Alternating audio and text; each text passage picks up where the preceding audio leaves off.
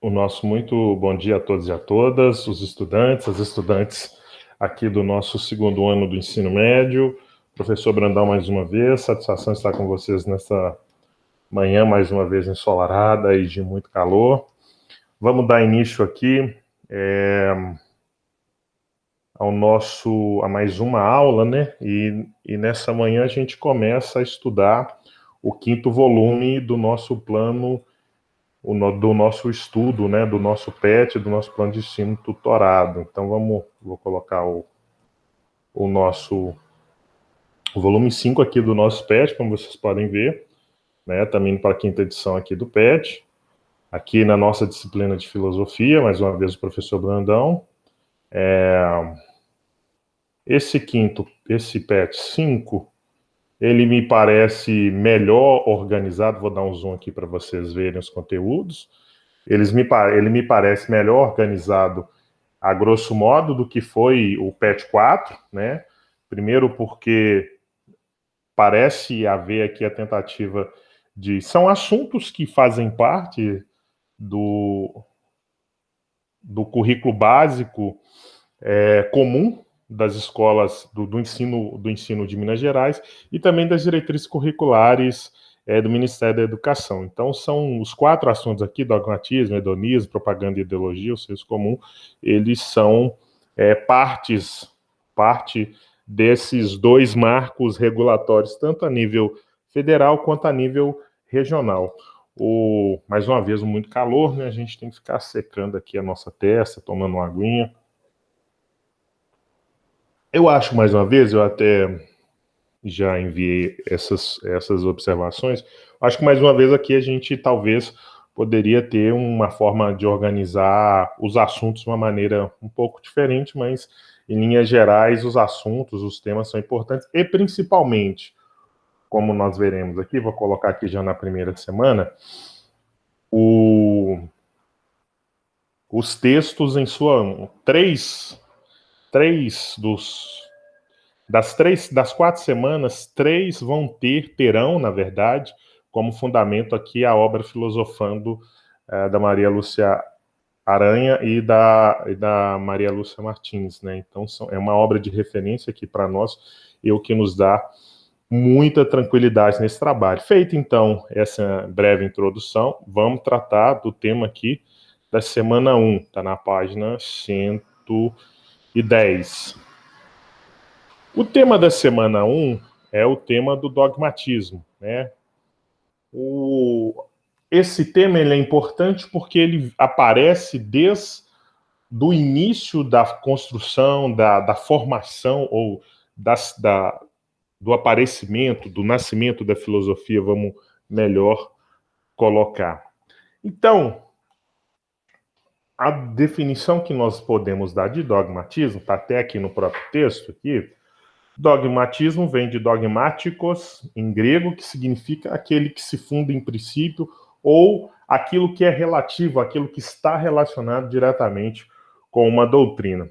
O dogmatismo, o que é o dogmatismo? No segundo parágrafo aqui nós temos uma definição clara do que seja o dogmatismo. O dogmatismo é a crença de que nós, enquanto humanos, de que nós, enquanto partícipe, enquanto seres racionais, somos capazes de conhecer o mundo, somos capazes de conhecer a realidade e alcançar o verdadeiro. Também, o dogmatismo, ele tem por ser um elemento que, ou por ser caracterizado como uma crença na certeza, vamos assim colocar, no campo religioso, o dogmatismo acaba se transformando ele também tá colocado como uma certeza também, né? Uma certeza de fé. E aí a gente vai ver os desdobramentos dessa certeza de fé quando ela alcança, quando no âmbito religioso ela é politizada em muitos momentos. Então, uma coisa aqui que é importante, então vamos ver aqui, um dogma do ponto de vista religioso, como do ponto de vista do cristianismo, é uma verdade de fé revelada pela Bíblia. Então, a ideia, por exemplo, de que Deus, para os cristãos, ele é uno e trino ao mesmo tempo. Ele se manifesta na figura do Pai, do Filho e do Espírito Santo, mas não são três deuses, mas sim um único Deus que tem momentos distintos, né, como diria o Hegel na fenomenologia. E não importa muito aqui a ideia da razão, já que o que a razão pensa desse dogma religioso, já que se trata de uma questão de fé, do ponto de vista racional, é algo que se pode discutir. Tem Nietzsche tem uma citação do Nietzsche aqui que aponta para o perigo do aprisionamento de cada um de nós nas nossas próprias convicções, ou seja, da falta de abertura para ouvir e para mudar de posição quando é necessário. E aí, diz aqui que o homem dogmático teme o novo e não raro se torna intransigente e prepotente. É isso. E aqui a gente introduz o dogmatismo, os efeitos, a gente começa a perceber os efeitos do dogmatismo no campo da política. Então, o dogmatismo, essa convicção de que o meu grupo apenas está certo, o meu grupo apenas detém o verdadeiro, foi, no campo político, foi motivo de nascimento, de origem, felizmente, de momentos muito tristes na história da humanidade, como no século XX, como o regime nazifascismo, né?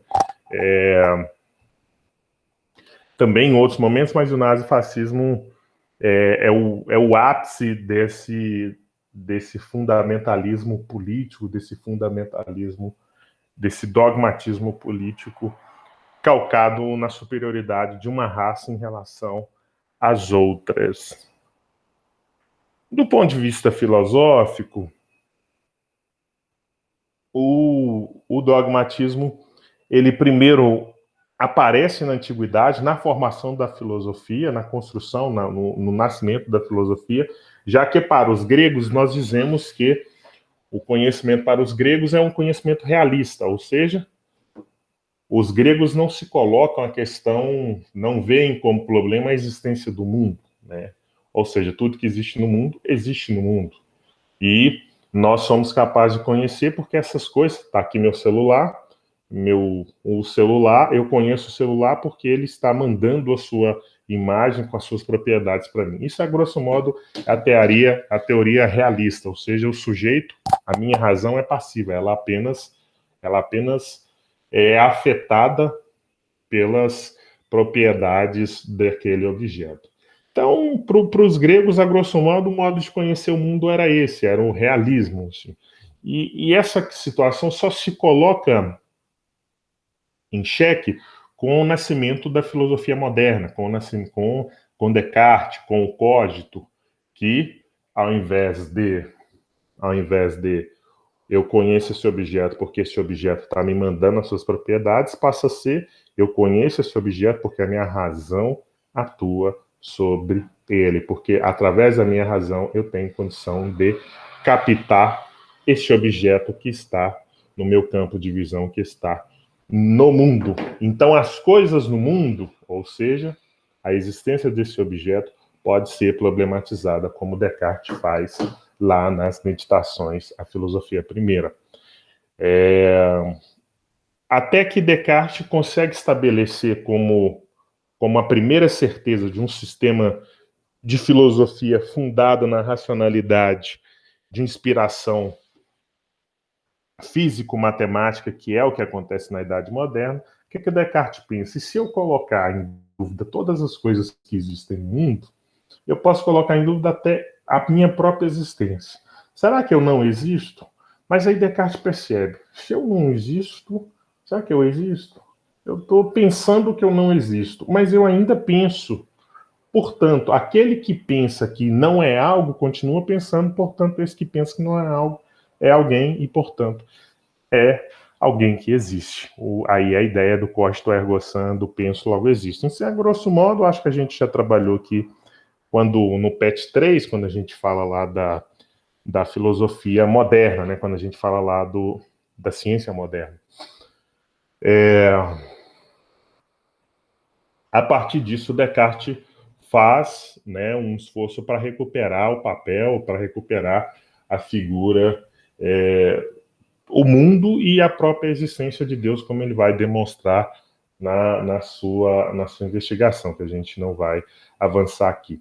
Essa reflexão que Descartes faz, ela também tem, por outro lado, os seus contestadores, que vai dar origem a corrente que contesta essa forma de pensar que Descartes inaugura na modernidade. Essa maneira de pensar que Descartes inaugura na modernidade é o que nós chamamos de racionalismo.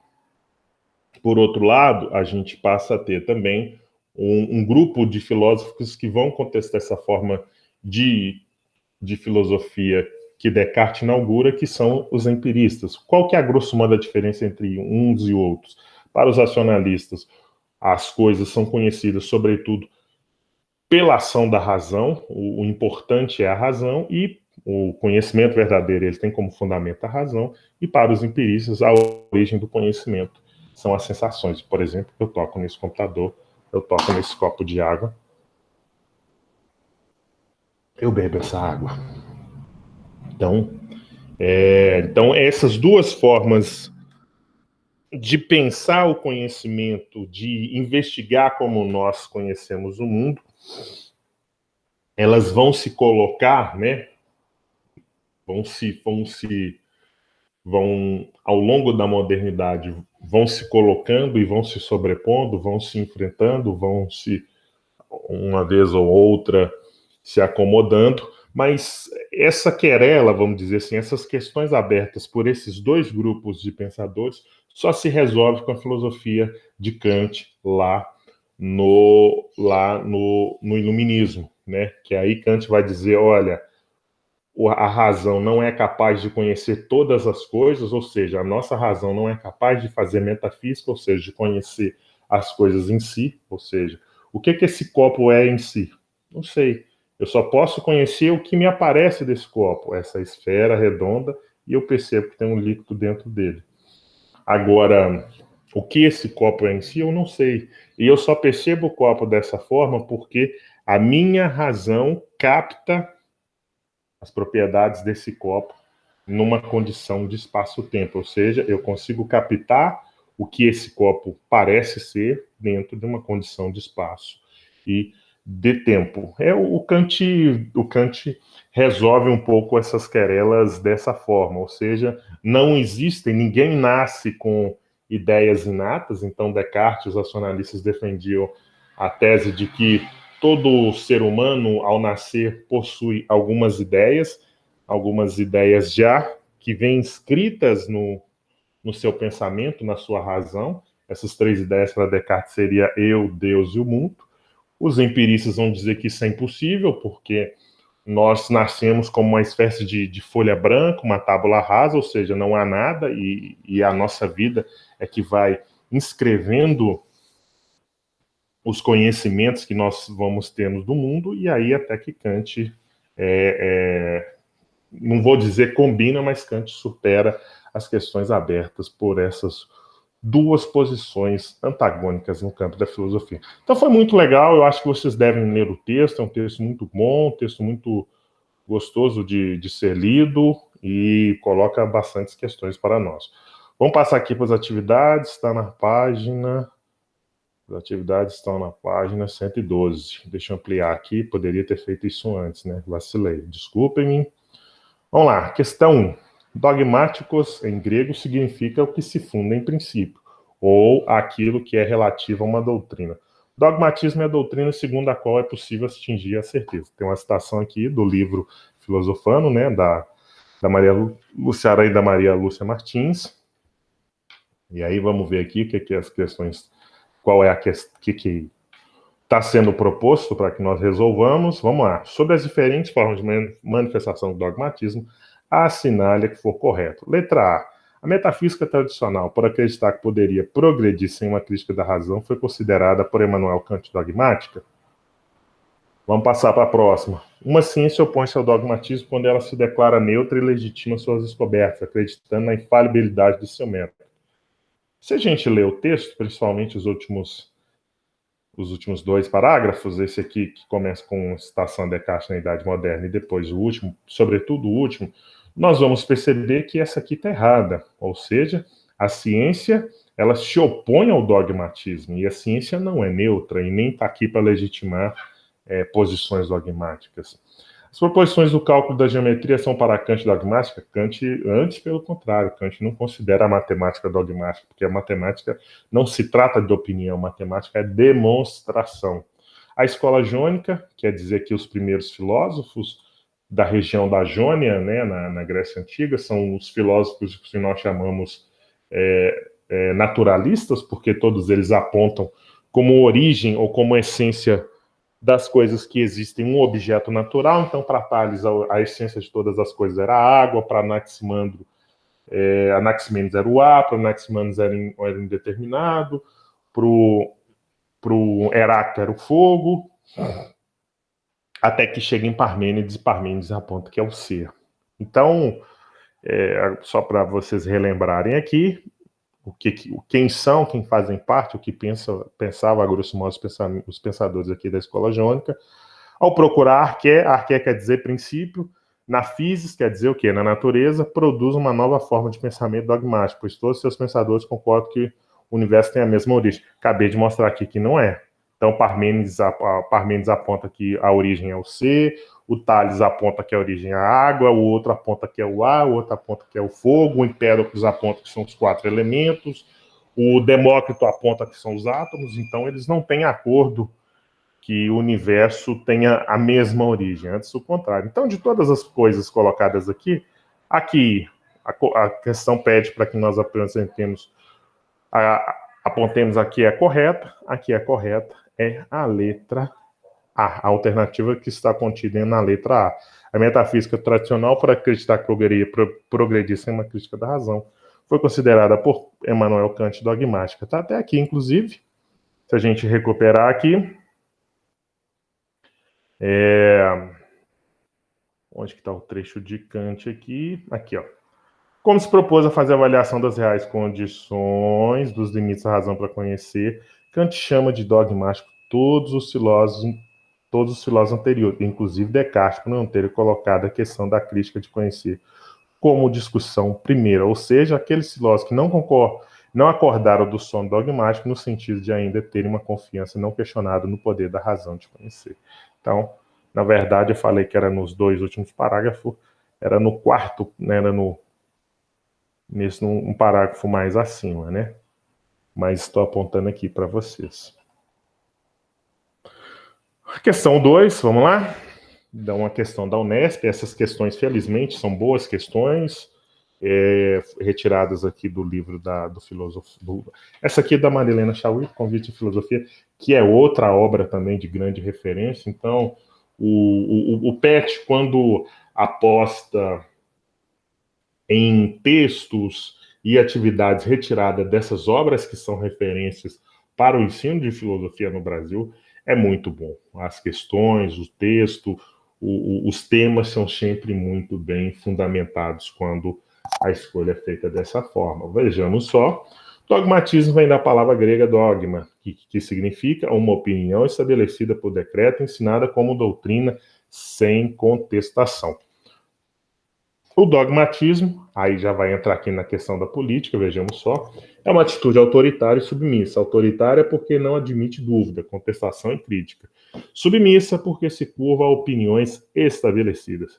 A ciência distingue-se do senso comum porque este é uma opinião baseada em hábitos, preconceitos, tradições cristalizadas, enquanto a ciência baseia-se em pesquisa, investigações metódicas e sistemáticas, e na exigência de que as teorias sejam internamente coerentes e digam a verdade sobre a realidade. Então, a explicação da questão inicial tem aqui uma diferença, uma demarcação clara entre o que a filosofia e a ciência fazem e o que o senso comum faz.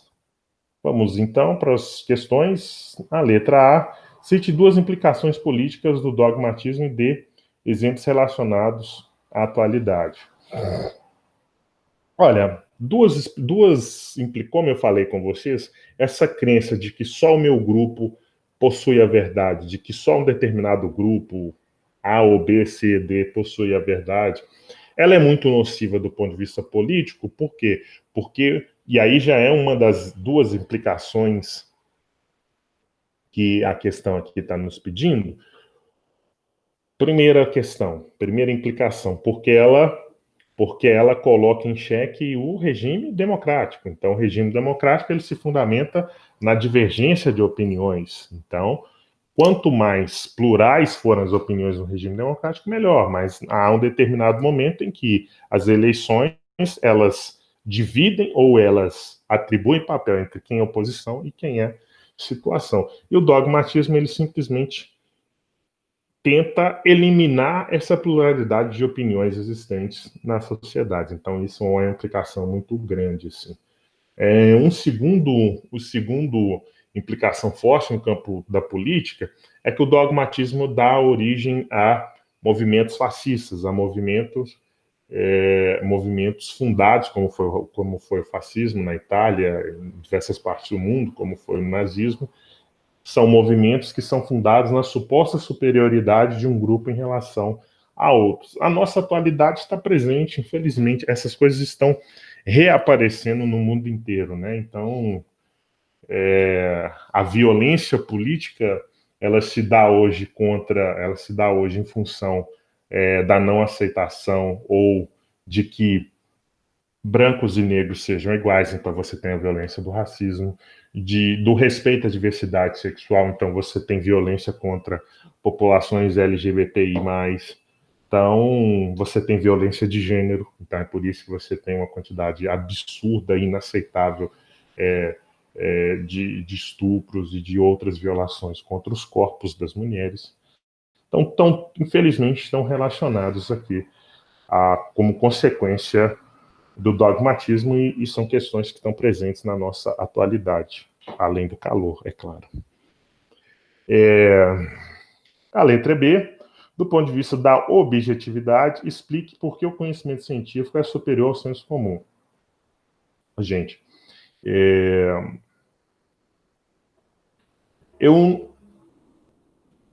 é complicado a gente falar em superioridade é claro que, assim, o conhecimento científico, ele, digamos, seria superior, vamos dizer, entre aspas, porque ele está fundado em método, ele está fundado em demonstrações, não é eu acho que vai chover porque está nublado. Não é isso, não, tem uma previsão que aponta a possibilidade de chuva em função disso, disso, disso. Tem uma diferença. Mas são formas distintas de conhecer. O conhecimento científico, ele, digamos, seria superior em função da sua demonstratividade, em função do método, né? Da forma como o conhecimento é feito, ou seja, ele é um conhecimento rigoroso e pressupõe método, além, é claro, de bastante estudo. Então, eu não diria superior, mas profundidade. O conhecimento científico é um conhecimento mais profundo do que o do senso comum do ponto de vista objetivo, ok? Então, achei as questões muito boas. Caso vocês tenham dúvida, podem, né, entrar em contato conosco e também deixar lá seu comentário, as observações, eventualmente críticas, lá no nosso canal. Então, a grosso modo, a nossa primeira semana aqui de filosofia foi o tema do dogmatismo, o nascimento das duas grandes correntes filosóficas da modernidade, o racionalismo e o empirismo, e foi muito legal poder trabalhar com vocês esse tema. Gostei bastante. Então, até o nosso próximo encontro.